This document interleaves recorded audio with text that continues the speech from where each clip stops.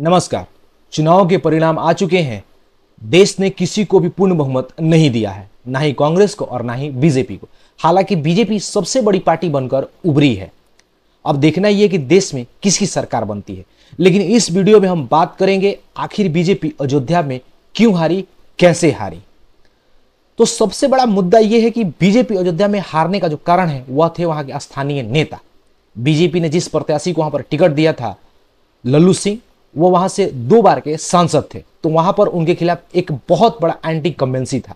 इसके साथ साथ समाजवादी पार्टी ने अपने सबसे तेज तरार नेता जो अवधेश प्रसाद जी थे उनको टिकट दिया और वहां पर उन्होंने बीजेपी को पूरी तरीके से चित कर दिया।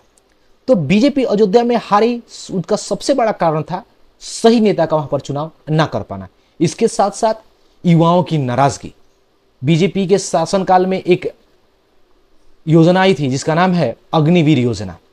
अब देश के युवा इस योजना को पूरी तरीके से नकार चुके हैं, क्योंकि उनका मानना है कि वो 4 साल के लिए आर्मी में नहीं जाना चाहते, जिसकी वजह से युवाओं ने सीधे सीधे बीजेपी के खिलाफ वोट किया। इसके साथ साथ इस चुनाव में मोदी जी का नारा था 400 पार का। अब 400 पार का नारा था, लेकिन अब ये 400 पार क्यों, आखिर 400 सीटें बीजेपी को क्यों चाहिए। तो जो बीजेपी के बड़बोले नेता हैं उन्होंने कहा कि हम संविधान बदल देंगे। तो अब संविधान बदलने का जो बयान था, विपक्षी नेताओं ने उसको पकड़ लिया। विपक्षी नेताओं ने इस मुद्दे को पूरे चुनाव में उठाया कि अगर बीजेपी की 400 सीटें आती हैं तो संविधान बदल देगी, आरक्षण समाप्त कर दिया जाएगा। जैसे ही आरक्षण समाप्ति की बात आई, एक खास वर्ग का जो वोट है वो पूरी तरीके से सपा की ओर शिफ्ट कर गया।